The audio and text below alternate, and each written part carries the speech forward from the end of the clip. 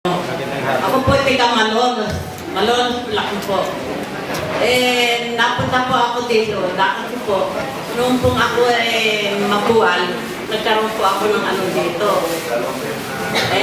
Dalawang buwan po akong hindi nakabangon. Noong pong kasi may kwanton na po kaming dala-dala sa bag ng anak ko. Ngayon po, hindi pa po ako nakakaano. Kunyari po, isang araw akong nabalog.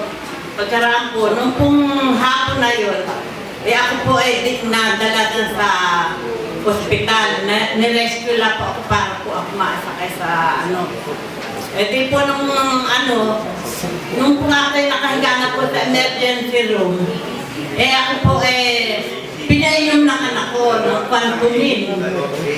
Pinainom po niya ako at pinahirap po niya itong hindi po makagalaw at napakasakit.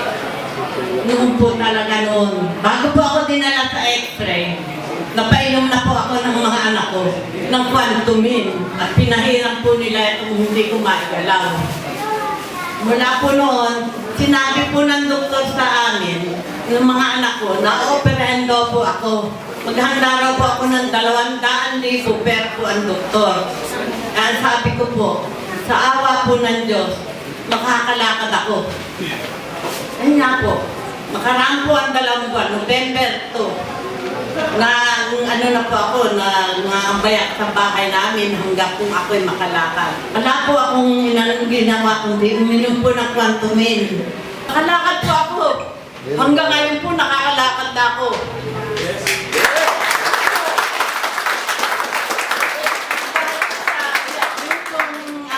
Bawat patak daw, buhay ang katapat. Hindi po patak lang.